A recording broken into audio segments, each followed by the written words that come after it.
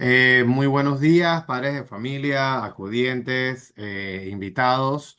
El día de hoy el Instituto Preparatorio Pedagógico hará una presentación para nuestro taller de padres de familia sobre niños en un mundo digital.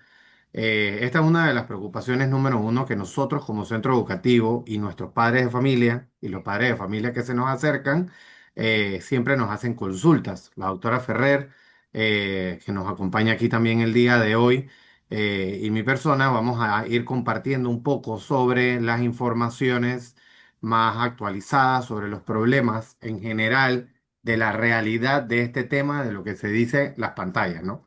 Porque, como justamente converso mucho con la doctora, la problemática va más allá solamente del uso de pantallas. Esto es una problemática que socialmente cada vez va creciéndose, se va convirtiendo en una situación mucho más complicada de manejar. Como nosotros conversamos mucho con los padres de familia, nosotros entendemos que la separación de la digitalización en un mundo como el que nosotros estamos hoy en día es muy complejo, es un ejercicio complejo para los padres. No es algo fácil de poder manejar, pero definitivamente requiere una responsabilidad importante de hacia dónde nosotros vamos caminando todos los días con esto, porque no es una situación que debemos dejar pasar. Vamos aquí a iniciar nuestra presentación.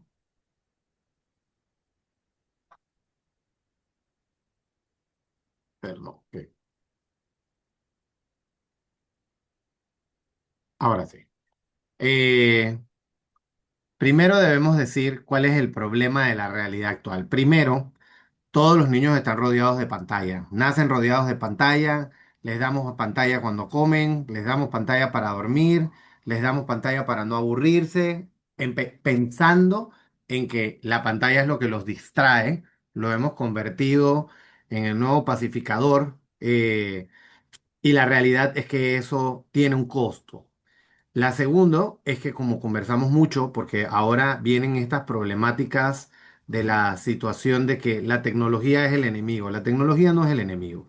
La tecnología, como todas las cosas que han sido diseñadas por la mente humana, tiene sus partes positivas y sus partes negativas, basado en el proceso de acompañamiento que los adultos alrededor del niño le demos a la tecnología.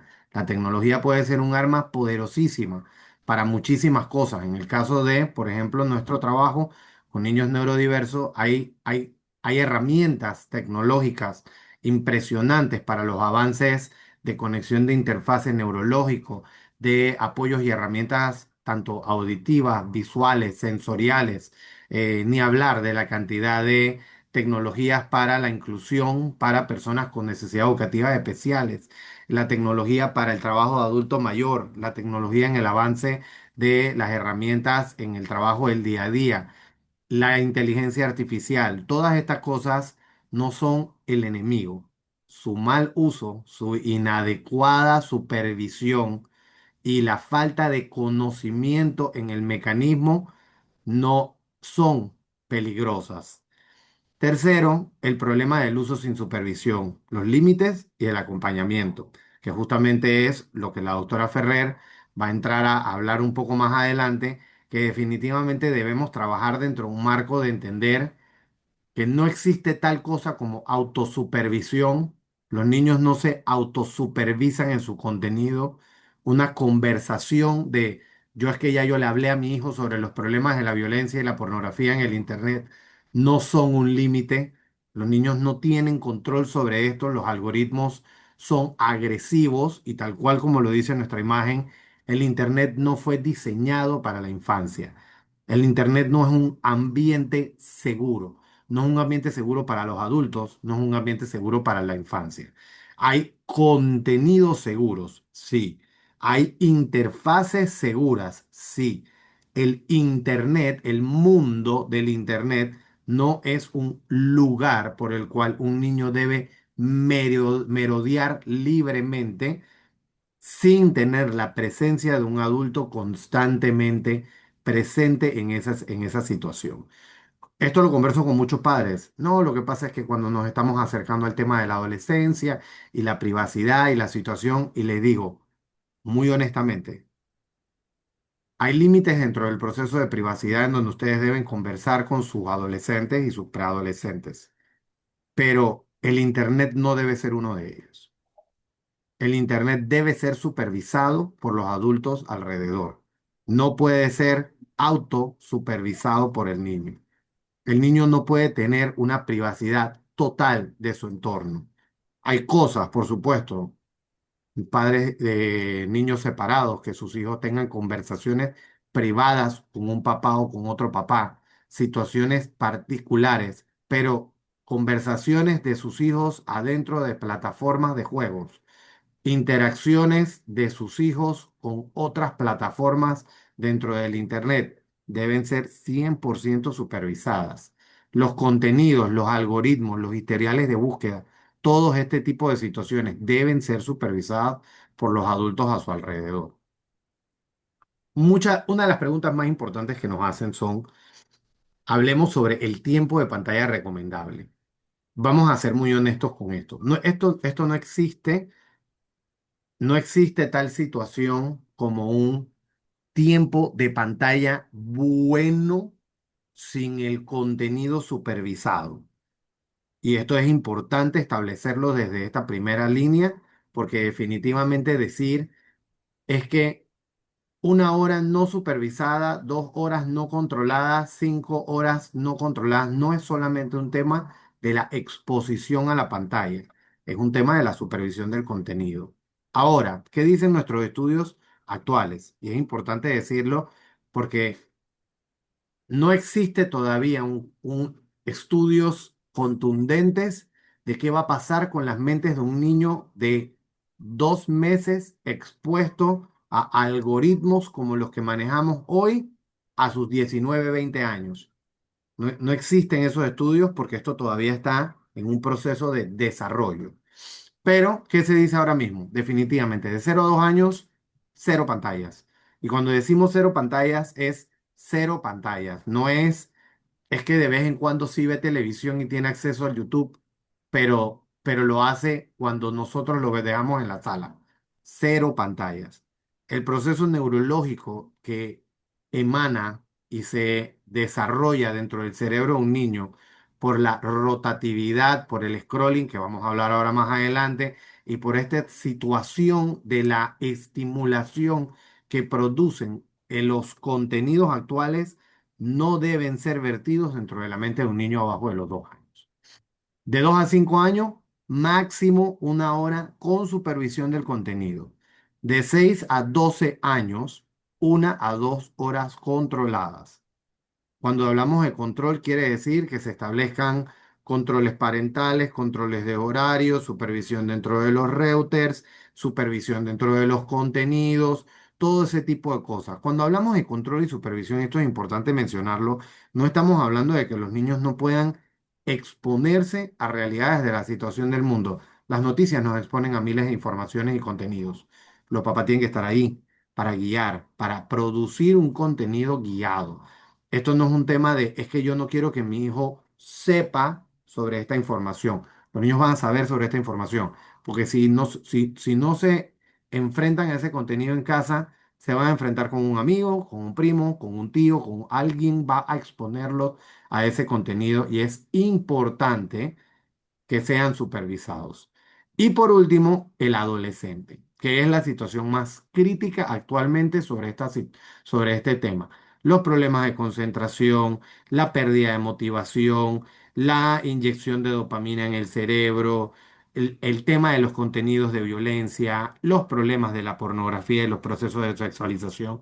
Todo esto se ha vuelto una montaña de situaciones que siempre se vuelven complejas. Y tal cual como acabamos, como dice la imagen, no solo importa el tiempo, importa el consumo, con quién interactúan, los horarios de uso, porque la doctora ahora va a poder explicar un poco mejor ese tema de el cerebro, sus biorritmos, qué pasa con la mente humana, por ejemplo, cuando hablamos de el niño que consume pantalla 1 hora antes de dormir. Eso es la mente de un niño desfasado, desregulado, que se va a levantar desregulado, que va a tener un proceso de guardar información en su memoria en la noche de manera errada, son muchas cosas los que afectan. Y como, tal cual como mencionamos, el tema de cómo afecta el sueño, cómo afectan las emociones y las conductas. ¿Cuáles son los riesgos del contenido digital ahora actualmente? Muchos papás me hablan específicamente de su preocupación por la pornografía. La pornografía es una problemática importante que no se debe eliminar de ninguna manera. Su importancia dentro de los contenidos que los preadolescentes, adolescentes y a veces infantes también ven. Porque la pornografía conceptualmente es una exposición a la sexualidad. No es únicamente una situación problemática sobre el contenido sexual explícito. Hay caricaturas que pornografizan imágenes. Hay actualmente un montón de contenidos que sexualizan produciendo abuso dentro de la mente de los niños que enredan el concepto de la sexualidad regular humana y llevan entonces a esta cierta cantidad de problemáticas. Pero los contenidos violentos, el tema de la violencia, la normalización de la violencia, todos estos contenidos en donde es que los cinco muñequitos de la caricatura se atacan, uno se mata al otro todos los días, los amigos se matan los unos a los otros, los vecinos se matan los unos a los otros. Esa violencia normalizada produce una repetición de conductas en la mente de los niños que les está afectando significativamente su mente. El entender y normalizar la violencia produce una alteración dentro de la mente. Nosotros vivimos dentro de una sociedad en donde creemos que estamos enseñando una cultura de paz. Nuestros hogares enseñan culturas de paz. Nuestros padres dicen, no, no nos podemos pegar, no le puedes pegar a tu compañero, no le puedes pegar a esto. Todo el mundo tiene que llevarse bien. Pero el 99% del contenido que el niño ve es dispara, apunta, ataca, pega. El que pega más duro es más malo, el que pega más duro es el que gana. Es muy confuso para la mente del niño esta información. Problemas más serios, el grooming y la manipulación, todas estas plataformas. Hay miles de informaciones en plataformas como Roblox, Free Fire y otras montones de plataformas en donde existe esta mecánica de grooming, que son adultos haciéndose pasar muchas veces por otros niños adentro de la plataforma, que a través del ofrecimiento de recompensas pagables, porque ya todos saben que dentro de las plataformas uno puede comprar cosas con dinero real. Entonces, hay adultos que le hacen regalos dentro de las plataformas a los niños y los van acicalando poco a poco hasta entonces marcar una cita para encontrarse, pedirles contenidos y muchas veces se crean mecánicas eh, de chantaje emocionales, de chantajes reales y de situaciones de sexualización muy peligrosas. La adicción a la dopamina enérgica. Ese es uno de los problemas más grandes. Lo converso mucho con los padres de familia, lo converso mucho con la doctora Neida, que definitivamente el tema de la adicción del contenido, el algoritmo de los contenidos de redes sociales está diseñado para que uno solamente se detenga en lo que más te divierte. Cuando nosotros leíamos un libro, el libro era divertido, pero había cientos de páginas que no eran necesariamente tu página favorita. Tú tenías que pasar a un momento favorito del libro. Tú tenías que recorrer un clímax hasta llegar al momento cúspide del libro. Ahora los niños consumen solo y únicamente lo que le produce el mayor placer a su cerebro de manera inmediata. Es como si solamente se detuvieran en su imagen favorita, entendiendo así que el cerebro no produce ningún recorrido, ni creativo, ni con un proceso de desarrollo de pensamiento regular. Y esta situación de esa adicción a la dopamina es importantísima y muy peligrosa. El problema de la ansiedad y la baja tolerancia a la frustración. Papás preguntándonos, no, lo que pasa es que yo veo a mi hijo desmotivado, veo con estas problemáticas de que nunca quiere hacer nada, entra en crisis severa cada vez que tiene una situación social compleja entre pares, cada vez que le digo no, hay una crisis. gigante. Aquí está, ansiedad y baja tolerancia a la frustración. No podemos decirle que no a nuestros niños. Adivinen por qué. Porque les tenemos una super nana que tiene un algoritmo especial que nunca les dice que no. El algoritmo nunca dice que no. El algoritmo, igualito que, me imagino que como muchos se han dado cuenta, ¿qué pasa? Con la inteligencia artificial, está diseñado para decirte lo que tú quieres escuchar. Está diseñado para motivarte. Está diseñado para que solamente se detenga y te muestre únicamente las cuatro o cinco cosas que a ti te gustan. El problema de las alteraciones de sueño. El problema de la normalización de conductas agresivas, como ya habíamos conversado, y el proceso de aislamiento social. Los seres humanos estamos diseñados como especie para aprender socialmente dentro de nuestros estímulos de conducta. Nosotros aprendemos entre pares, no hay ninguna otra manera de hacerlo. Esto es lo que nos ha llevado el día de hoy como especie a ser una especie avanzada, desarrollada y que hemos logrado producir una adaptabilidad dentro de nuestro planeta. Por eso regimos la conducta del planeta. El aislamiento social es una de las situaciones más peligrosas de toda esta situación de los contenidos digitales porque les enseña a los niños a pensar que viven en un mundo digital y que dentro de ese mundo digital está todo lo que ellos necesitan. Funciona todo lo que ellos necesitan. Ellos no necesitan encontrarse con otros jóvenes afuera, no necesitan socializar, no necesitan tener relaciones con su familia, no necesitan tener relaciones interpersonales. Funcionan con un filtro para funcionar dentro del Internet y eso es un problema gigante. Como dice aquí, muchos contenidos no están diseñados para mantener al niño conectado, lo man- no protegido. Hablemos sobre las herramientas de control parental. Como les había mencionado, hay una millonada de herramientas específicas que ustedes pueden usar, buscar, trabajar. Existe el Google Family Link para las plataformas del iOS de Apple. Existe el Apple Screen Time. Existen plataformas como YouTube Kids que son únicamente ya revisadas y funcionales para contenidos infantiles. Eh, el Microsoft Family Safety y, por supuesto, una cantidad de apps especiales para poder controlar el tiempo por cada aplicación dentro de los controles directos dentro del router. ¿Cuáles son las recomendaciones prácticas que podemos ofrecer? Pantalla fuera de la habitación, no dispositivos durante las comidas, horarios digitales definidos. Y cuando referimos definidos, no son la tarde. Definidos es, después de que tú termines de hacer esta actividad, tú tienes una hora para usar tu trabajo con tu celular, tu pantalla, tu tablet, lo que sea que el dispositivo que uses dentro de los contenidos que ya papá y mamá supervisaron, revisaron.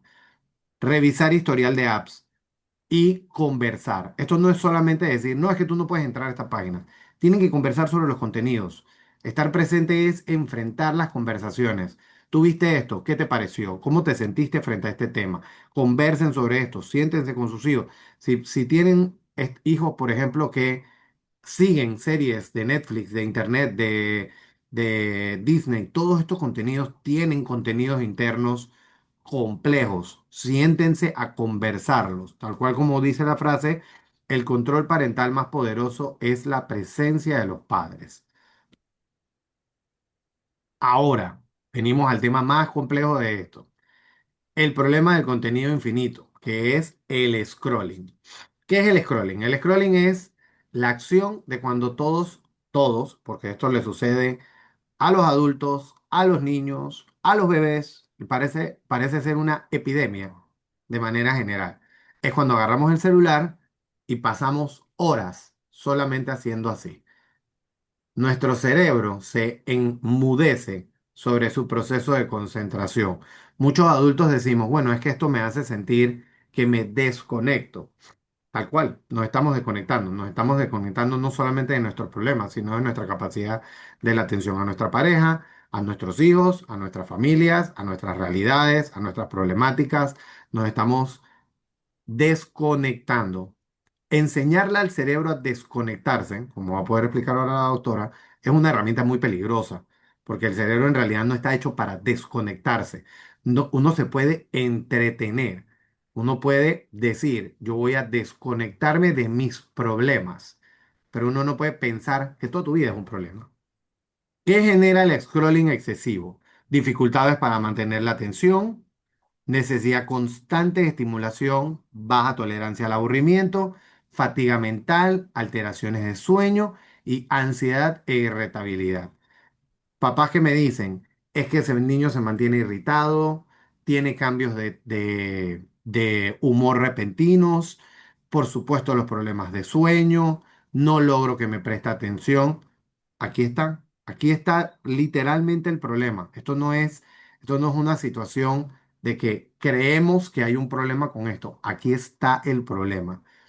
Ahora, como siempre decimos, no es un tema solamente de la pantalla. Ver una película en tiempo de familia no es scrolling infinito. Hay contenidos que se pueden compartir. Crear contenido, por ejemplo, vamos a sentarnos y armemos un Lego, grabémonos viéndolo y enseñémoslo a nuestros primos, a nuestros tíos. Eso está bien. Aprender dentro de los contenidos digitales, fantástico.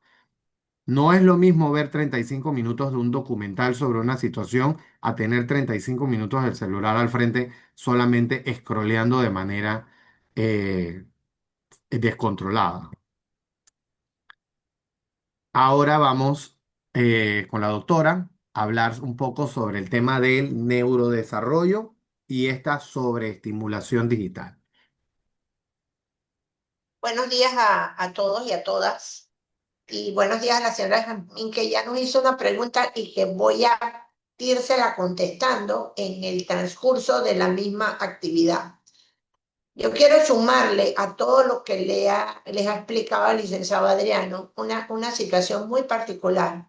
Los padres de esta era están, están requiriendo mucha ayuda porque es una era diferente.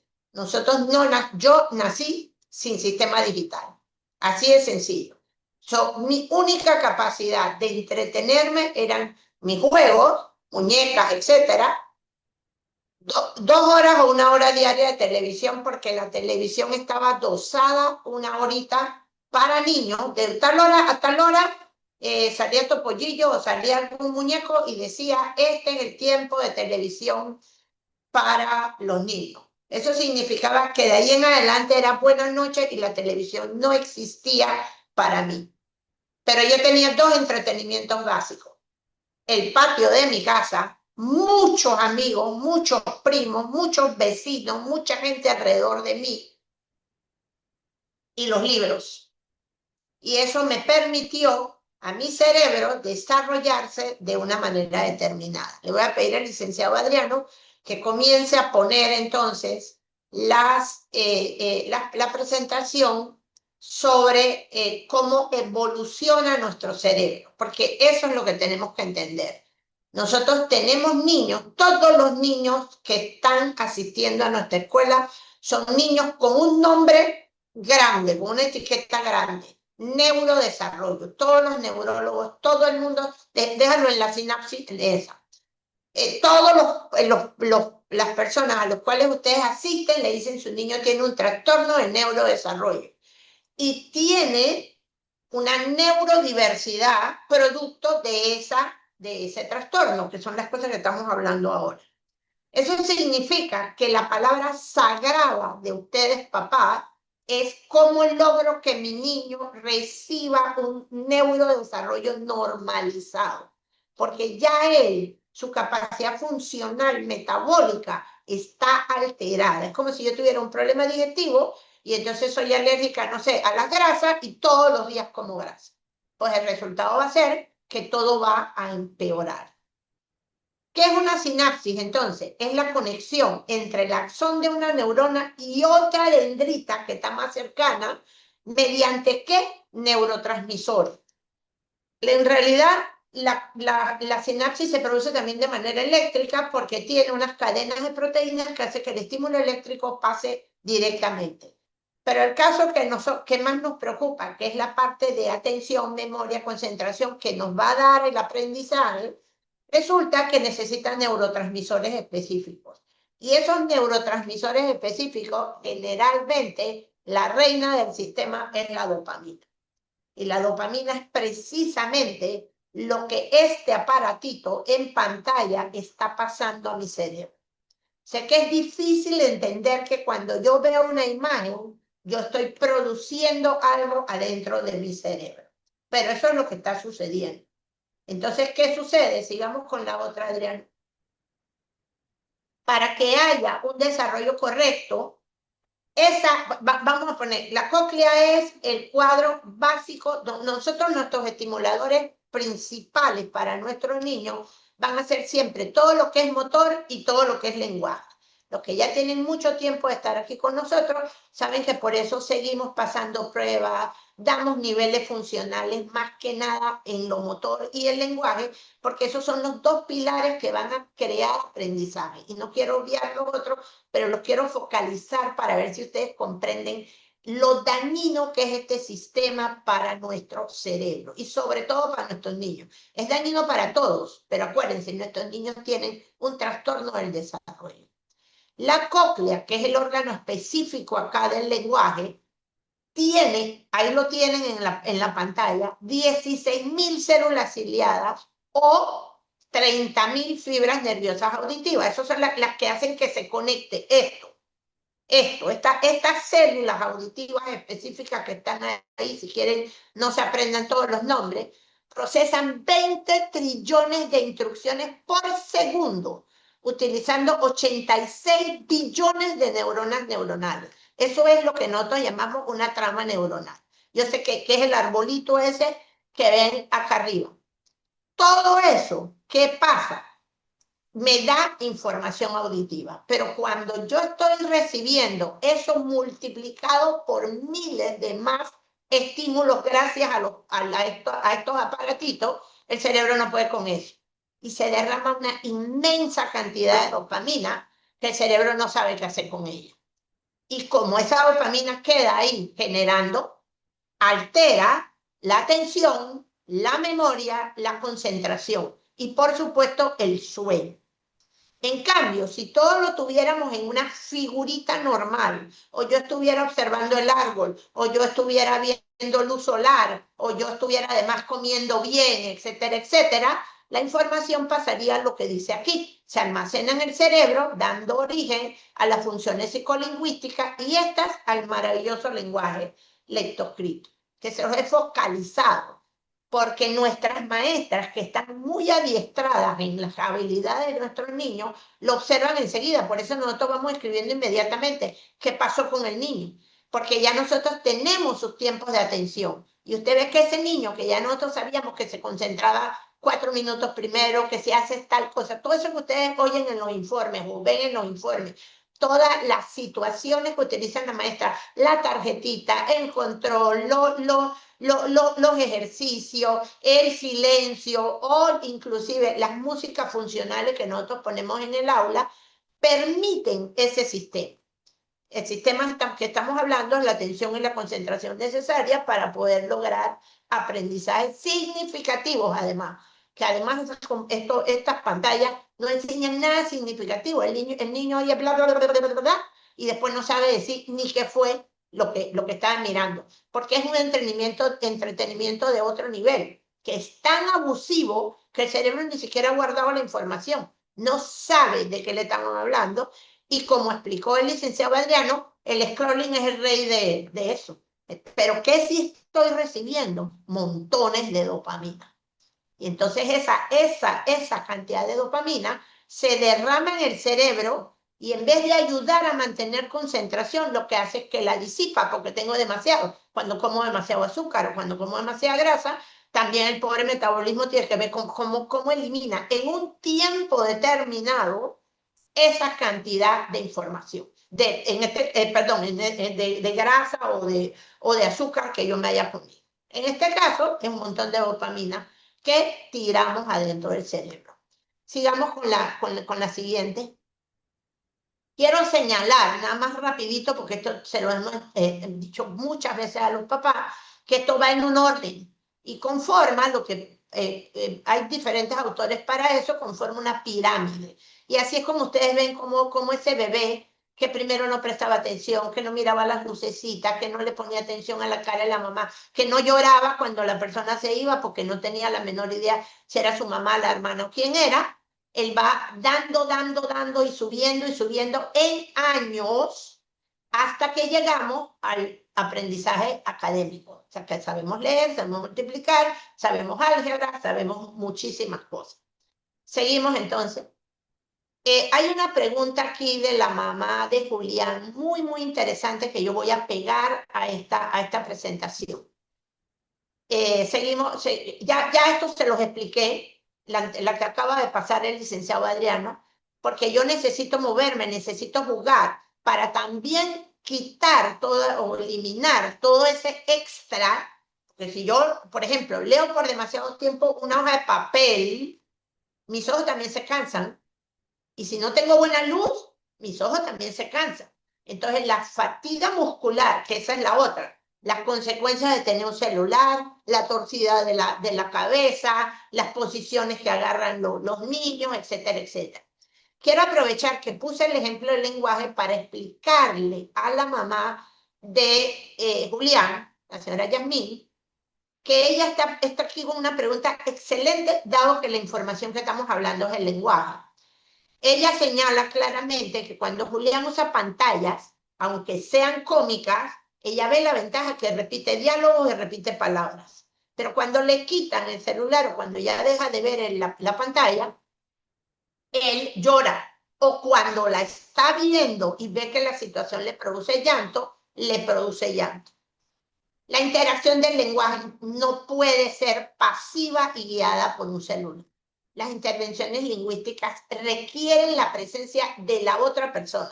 La comunicación verbal siempre es de un emisor a un receptor.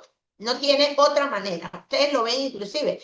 Cuando uno escribe aquí en los WhatsApp, a veces la otra persona entiende otra cosa porque lo que ella está decodificando no tiene contexto, no tiene una información, que es lo que acaba de decir el licenciado Adriano en cuanto a lo que pasaba cuando antes leíamos un libro y teníamos que leer el libro, teníamos que imaginar la cara de todas esas personas. Cuando describían a cada personaje, uno le tenía que poner edad, uno le tenía que poner en qué lugar estaba, las chimeneas que describieron y que posiblemente tú no tenías la menor idea, porque aquí en Panamá nunca habías visto una chimenea, y ibas a averiguar. Cuando uno lee un libro, la mente se vuelve mágica, dibuja colores, dibuja formas y dibuja sonidos. Por eso cuando el niño lee las funciones pragmáticas más altas del lenguaje, el niño, la persona que va leyendo, el que es un buen lector, cambia las entonaciones del texto, porque el texto primero habló una persona, después habló la otra persona, y es lo que hacemos, por ejemplo, en el teatro. Eso significa que ganar lenguaje por un sistema que me lo está pasando ahí en cualquier orden no tiene ningún uso para un niño. No crea ni la semántica, o sea, la parte de significado, ni crea la pragmática. La licenciada Karen les explicó en el mes pasado, en el taller de padres, precisamente el trabajo que hacemos prácticamente todos los días en los salones para que los niños formulen relatos, puedan lograr adivinanzas, que se ha vuelto casi imposible. En los test de lenguaje, cuando uno le pregunta a los niños adivinanzas, el niño queda paralizado. Y ustedes, los padres, dicen, oye, a mí también me cuesta trabajo adivinanzas, porque adivinar es lo que se hace cuando leemos. Cuando leemos, lo que acaba de explicar el licenciado Adriano, tú creas tu trama. Perdón, el autor ha creado una trama y tú te la tienes que imaginar entera. Tienes que hacer un teatro de esa trama. Si no, tú pierdes el rumbo. Y no solo es una trama, sino que el cuento se desarrolló en la casa de no sé quién, después en la casa del otro, después en un país y la persona se fue viajando, y etcétera, etcétera, etcétera. Eso no lo da una pantalla. Eso no lo da una película tampoco, porque la película, y se los voy a poner en la serie, la mayoría de las personas cuando ya van por la serie 6, esa no quiero decir nada comercial, ya tú no sabes ni qué fue lo que pasó con el personaje, porque te olvidaste que ese personaje había desaparecido de la trama. que desapareció allá en el nivel 6, en el 3, que además tiene 72 episodios más allá debajo del 3, ¿no? Entonces, cuando tú vas al 6, ya te olvidaste que ese personaje ya había desaparecido. Eso jamás te pasa en un libro.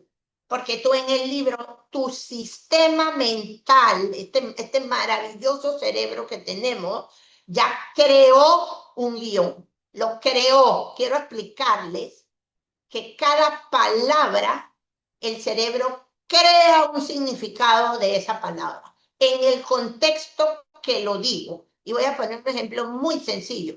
Si un poeta dice un collar de lágrimas, te estoy regalando un collar de perlas para guardar las lágrimas de tu dolor, nosotros vamos a ver un collar de perlas en lágrimas. Significa que el collar tiene dolor guardado en cada maravillosa perla. En cambio, yo te regalo un collar de perlas porque fue el nacimiento de tu hijo y eso significa que te estoy dando todo mi amor y el significado del collar es totalmente diferente. ¿Qué lo cambió? La semántica, el significado de esa entrega. Si eso se entregó en una película y eso no tiene ningún significado, yo pierdo los significados. Inclusive ustedes ven que en las películas que tienen traducción para ciegos y eso, dicen, y hay un ruedito, y se mueven las hojas, y entró fulanito, y cambió el ambiente, para que el ciego no pierda el contexto de ese lenguaje. Nosotros no, nosotros dejamos también que la película pase enfrente. Ahora vayamos al problema, porque como les dije al principio, el mayor problema que tienen ustedes los padres ahora mismo es que ustedes están viviendo una era digital, apresurada, muchas horas de trabajo, es una era de cambio, una hora entera la gastamos para trasladarnos a algo que nos debiera costar 15 minutos, etcétera, etcétera, etcétera.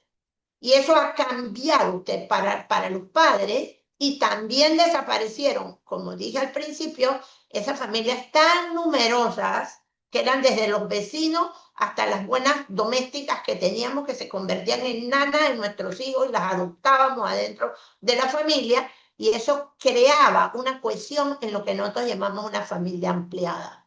Ese sistema prácticamente está quebrado. Entonces, ¿qué sucede? Ustedes, los padres, tienen que buscar alguna manera de entretener a todos los niños a la hora que por fin llegan a la casa. O todo el tiempo que estamos haciendo otra cosa, entonces buscamos cómo entretener al niño. Aquí les he puesto un esquema de esas necesidades que ustedes tienen porque me las repiten todos los días. Necesito entretener a mi hijo para que deje de llorar, para que deje de estar ocioso, porque los niños ahora preguntan, no estoy haciendo nada. Como acaba de explicar el licenciado Adriano, el cerebro siempre busca qué hacer. Y el ocio es la mejor herramienta para encontrar qué hacer.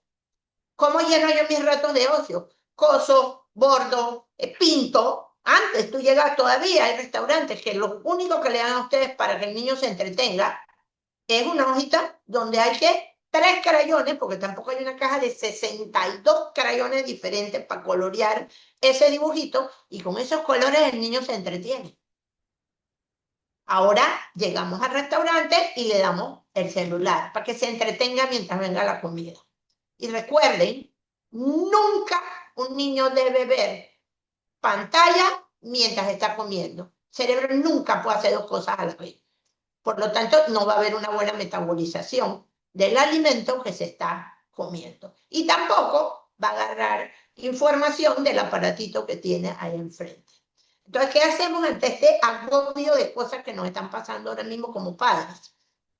Le damos una pantalla, porque ese es lo que tenemos cerca, como que lo acaba de explicar el licenciado Llano. Ella sí está diseñada para entretenerlo al niño. Ella, plum, plum, plum, plum, plum, se lo va a entretener. Pero ya dejamos claro, van a aparecer los problemas de conducta, los problemas de aprendizaje, las alteraciones del sueño, la falta de autorregulación, la adicción a la pantalla, que se está convirtiendo en algo para todos los adultos inclusive, la falta de autorregulación por lo que le acabo de explicar de la dopamina y de muchas otras cosas que aparecen, porque abusando también la misma pregunta que me hace la mamá de Julián, el niño recibe en las pantallas un montón de cosas que no entiende y los dejan agobiados y comienzan a focalizar esos traumas, eso que están recibiendo en la pantalla. Por ejemplo, cuando ellos agarran eso de agarrar los ladrones, los detectives, los bla, bla, entonces comienzan a ver todo tipo de peligro y todo tipo de situaciones porque el cerebro se quedó con esa información. Se queda con esa información. Cuando leemos un libro también nos pasa eso, nos quedamos con información, solo que esa información la procesamos, la guardamos, la elaboramos y entonces tenemos todo un repertorio dentro de nuestro, se llaman lexicones lingüísticos, lo que nos permite guardar esa información. Y tenemos, le señalé varios aquí, retrasos del lenguaje, porque creo que ahora sí a la mamá de Julián le ha quedado claro que un niño no va a mejorar lenguaje porque repita en la misma entonación el diálogo que se aprendió adentro de una pantalla. Eso no va a pasar, eso no produce lenguaje. Lenguaje es el proceso de conectar una información y comunicársela a la otra persona, lo que estamos haciendo el licenciado Adriano y yo. Nosotros tenemos mucha información en nuestro cerebro. Hemos tratado de procesar a través de imágenes y un ordenamiento que hemos hecho esta presentación para poder llegar a ustedes los padres y poderles contestar lo que los padres siempre nos contestan cuando le decimos cero pantalla, porque la regla de esta escuela es cero pantalla. Tenemos niños neurodiversos, no deberían ver pantalla nunca. Seguimos, y por supuesto la falta de habilidades sociales, porque su compañero está aquí y su compañero le está diciendo qué hacer y ese niño no está haciendo nada. A tal punto que ese problema en los adolescentes, ahora los adolescentes fantasean que tienen una novia, fantasean que fueron a algún lado. Claro, si pueden fantasear lo que sea a través de una pantalla.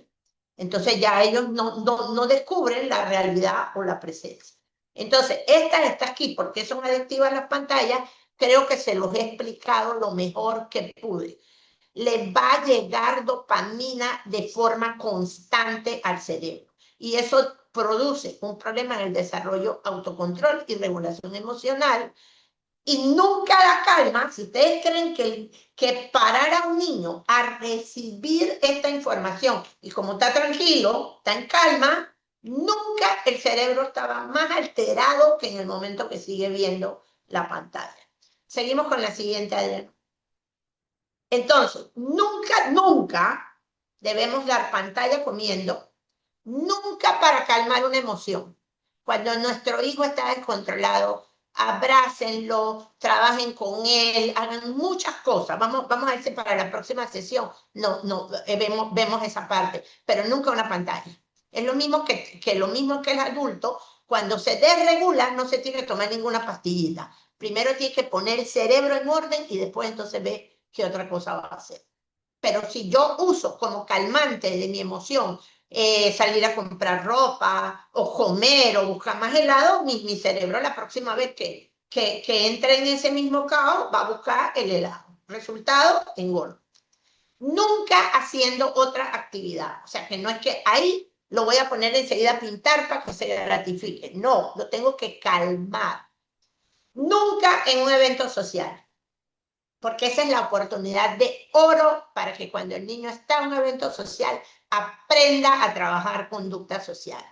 El factor fundamental por el cual nosotros estamos teniendo problemas de socialización es que el niño no se pone en situación de socializar.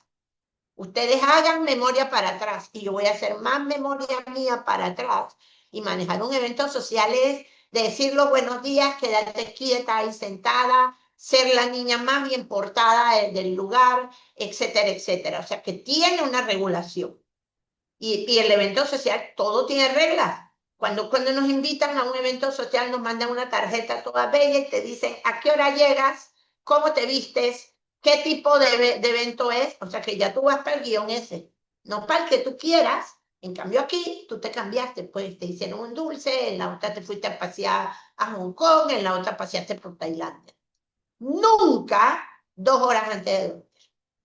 Nunca, que es casi siempre lo que a nosotros nos pasa con nuestros niños aquí. Cuando llegan por fin a la casa, después de 2 o 3 horas de tranque o de regulación total, entonces, paquete, lo primero que hace el niño, ver computadora, perdón, ver pantalla. Me pasa mucho que las mamás me dicen que para vestirlo también le ponen la pantalla. No, el niño debe estar atento a dónde metió el brazo, qué pasó, la espera de que viene su desayuno, porque así es. Por eso cuando llegamos al restaurante, nadie espera la comida.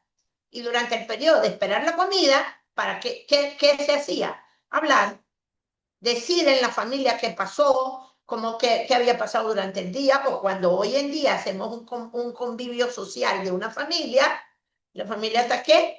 Jugando también al celular. No, porque esa familia no se vio quién sabe de cuántos días, porque ya estamos hablando de familias más ampliadas, ya tú no viste a tus hijos quién sabe desde cuándo, o no viste al abuelo, o el abuelo no ha visto al niño, entonces tú le preguntas al niño, ¿cómo te va? Bien. Y mientras tanto, el niño está scrolleando y hay que inventarse para que el niño venga al diálogo y nos cuente qué pasó en la escuela, que tampoco sabe qué decir porque no sabe desarrollar la narrativa necesaria para poder hacer una conexión social. Seguimos con la siguiente. Entonces, yo le voy a dejar unas breves herramientas de cómo romper ese sistema. La primera, son herramientas que vienen de disciplina positiva, que es las herramientas que nosotros más usamos aquí mismo en la escuela. Primero, rutina y hábitos. El niño debe llegar, se debe quitar, vamos a suponer que el niño llegó del bus, se bajó. Bueno, el niño tiene una rutina, se tiene que cambiar de ropa, se tiene que bañar, se tiene que peinar, tiene que ir a tomar agua, tiene que comer, todo eso antes de cualquier otra cosa. Y eso usted lo regula como creando hábitos. Y esos hábitos van a estar unidos a acuerdos, a lo que acaba de explicar el licenciado Adriano. ¿Cuáles van a ser esos acuerdos? Límites de pantalla y límites de redes sociales. Porque comienza chiqui, chiqui, chiqui, chiqui a escribir. No, él va a tener un horario para contestar en redes sociales, si es necesario de verdad contestar. Y el otro niño más chiquito no debe tener literalmente redes sociales. Las opciones limitadas es una herramienta de disciplina positiva para crear un limitado uso de programas y contenidos. O sea que esos horarios, esos tiempos que dio el licenciado Adriano de 2 horas, 3 horas y que necesita supervisión, se le colocan opciones limitadas. Vas a usar tu hora de pantalla si de verdad te quitaste la ropa, si comiste, si llevaste el plato al fregador y también lo fregaste. Y voy a señalar, no importa que haya empleada, porque ustedes quieren gastar tiempo con su niño en cualquier otra cosa que no sea el celular.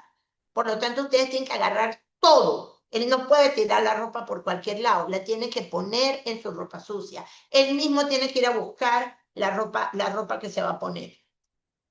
Porque eso va a hacer que al niño demore 40, 50 minutos entre que llega, se baña, come y de verdad. Entonces, ¿qué debería ir a hacer? Algún tipo de actividad motora, porque eso es lo que el niño requiere, actividad motora. ¿Quién le va a dar conexión? Tu presencia, mamá y papá. Se lo dijo el licenciado Adriano muy seriamente. El único control verdadero de los contenidos y de todo lo que nuestros hijos oyen en la calle, en el bus, en la escuela, etcétera, es nosotros mismos. Y eso se hace, como le acabo de decir, dejando hablar, creando un diálogo para que los niños puedan decir. Después debe aparecer algún tipo de juego independiente que se no necesita tanta supervisión. Los niños pueden jugar Jenga, los niños pueden de cajas y cajas. Usted entra a cualquier lugar de juguetes y ahora mismo hay una infinita cantidad de juegos nuevos. Los rompecabezas, o sea, porque ese juego solo se puede jugar en un orden determinado. Pero noticia, ese juego necesita el diálogo necesario, que es otra persona jugando o varias personas jugando con ellos. Si hay hermanitos, pues hay que buscar juegos que puedan compartirlos todos, porque solamente para poder lograr lo que nosotros estamos señalando, tiene que haber comunicación, compartir información y nosotros los papás no nos debemos asustar con lo que los niños compartan. Porque claro, si no comparte nada, yo tampoco estoy preocupada, porque el niño no me comparte nada. Yo estoy comenzando a escuchar de adolescentes, mamás de adolescentes que me dicen con muchachos de cuarto, quinto año, estamos hablando tercer año, no hombre, que en ese salón nadie tiene novia. Eso no puede ser. Las otras conductas sociales, es que nadie quiere ir a deporte. No, esas eran recuerden papás, que creo que esa es una de las cosas que nosotros hemos olvidado de los papás de ahora, los muchachos más jóvenes que yo, porque ya yo estoy en edad de ser abuela. Pero los hijos de nosotros no fueron creados tampoco con celulares, por eso nosotros no alcanzamos a entender la magnitud de lo que nos están explicando sobre el daño de los celulares. Porque los papás me miran y me dicen, yo también uso celular y no me pasa nada. Primero lo voy a discutir mucho, pero ese es otro tema. Pero usted no tenía un celular cuando usted tenía 0 meses. Hay bebés que ya pasan así, con los 3 meses que ya comienzan a sostener cabeza y eso, ya están moviendo el celular para ver figuritas, como me acaba de preguntar la mamá. Y es cierto, pasamos imágenes. Y nosotros lo hacemos también cuando hacemos clases, porque es más fácil pasar imágenes en las pantallas de figuritas que los niños necesitan para entender la consigna que ha dado la maestra, que tener miles de tarjetas buscando los contenidos visuales que nosotros necesitamos. Pero esa pantalla, cuando yo puse aquí la figurita de una manzana, la maestra está hablando de la manzana. En cambio, aquí en la pantalla eso pasa a tal velocidad que ya hasta la palabra manzana, ya yo lo que tengo es una mesa ahí en el dibujo de la velocidad con la que yo le estoy pues, pasando. Por lo tanto, solo cuando nosotros como padres hacemos un examen de conciencia y nos autoobservamos, entonces podemos entender, porque lo voy a decir de esa manera. Y creo que ahí podemos ya, el licenciado Adriano, cerrar para unir todo. Esto es un desafío para ustedes, papá. Controlar pantallas en este siglo XXI es un desafío porque lo ha sido aún para mí. Yo no nací con ninguna pantalla. Y quiero decirles que hay una cantidad de apps donde sí hay información histórica, hay información de geología, hay información de políticas públicas, en cantidad de lugares donde usted puede ver un programa del tema que usted necesita. Y si es cierto, hay maneras de explicarle a los niños temas de geografía, de álgebra, de analítica, de una manera impresionante gracias a la tecnología de las pantallas. Yo precisamente voy a buscarme alguna de estas porque yo tengo un hijo médico que me dijo, no, pero es que tú puedes buscar tu sinapsis y van a pasar la dopamina a un lado y tal cosa. Yo lo voy a buscar para enseñárselo a ustedes. Porque visualizar, no satanicemos toda esta tecnología, usémosla a nuestro bien. Pero las herramientas que le estamos regalando a nuestros hijos son un gran error. No nos queda más remedio, yo las oigo. Ah, no, porque solo el sábado le doy pantalla. No, pero el sábado está hecho, el sábado domingo está hecho para yo ponerle atención a mi hijo. Que ustedes me digan que eso es un desafío ahora mismo, yo lo acepto. Hay que hacer supermercado, hay que hacer 18.000 cosas.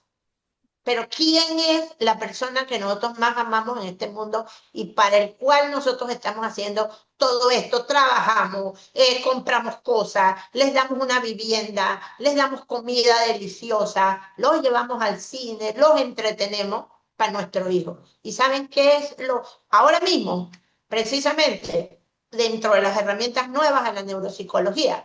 Hay unos documentitos que vamos a trabajar aquí con la escuela, que es todo sobre el tiempo que mi papá y mi mamá pasan conmigo. Antes usted ni siquiera llenaba, le pedía a un niño una evaluación neuropsicológica que dijera cuántas horas pasa con su niño. Porque el papá llegaba a la casa y pasaba el tiempo con su hijo. No había muchas cosas tampoco para el papá hacer, porque a él le venía una película precisamente a las 9 de la noche, porque después de que se acababa la televisión, él que tenía televisión. Entonces venía toda la hora de noticias y después venía algún programa. Yo de niña oía música, yo oía música clásica con mis abuelos. Y yo me sentaba frente a una radio. Y mis abuelos me echaban el cuento de que era de esa obra, y Nabucco cómo llegó, y después la bendita entrada a Jerusalén, y yo imaginaba hasta pirámides. Después me di cuenta que en Jerusalén no había una sola pirámide, y etcétera, etcétera. Entonces uno va limpiando los contextos con las figuritas, cómo era realmente entrar a Jerusalén. Pero yo lo único que estaba escuchando era música que todavía escucho en mi radio y sigue siendo mi música preferida, porque esa fue la que me dio conexión con las personas que yo amaba. Por eso la sigo oyendo, porque la música me da calma. Y me da calma, ¿por qué? Porque hubo un ser que me quería mucho, mucho, mucho, que me enseñó a oír esa música. Y gastaba su tiempo en esa enseñanza. Ya no está más, pero la música está conmigo. Eso es todo lo que yo les puedo decir, papá. Hay que ponerse en fila y romper esta dependencia. Ya los países europeos lo están haciendo, ya en otros países que ya han entendido que no puede haber una pantalla que esté todo el día detrás de nuestros hijos. Y eso no significa que no tenemos tecnología, nosotros también tenemos tecnología aquí en la escuela y tenemos que enseñar a los muchachos a usar tecnología. Y con esto paso al licenciado Adriano para que haga el cierre. Bueno, muchísimas gracias por compartir, la señora Yamín por habernos acompañado, para los padres de familia que después nos van a ver en nuestro canal de YouTube, pues siempre estamos con nuestras puertas abiertas para abrir temas de conversación, para opinar, para definitivamente ayudar, porque tal cual como acaba de decir la doctora Ferrer, eso es un reto. Esto es un nuevo reto. Este es el ejercicio de la educación en el siglo XXI, de la crianza en el siglo XXI. Es un reto para los papás, es un reto para los docentes, es un reto para los sistemas educativos, es un reto para la sociedad. Y definitivamente, como acaba de mencionar la doctora, eh, esta es la ruta de propósito de la que nosotros debemos tener. Yo siempre le digo a los papás que el primer ejercicio para el control de esta situación es la autorreflexión.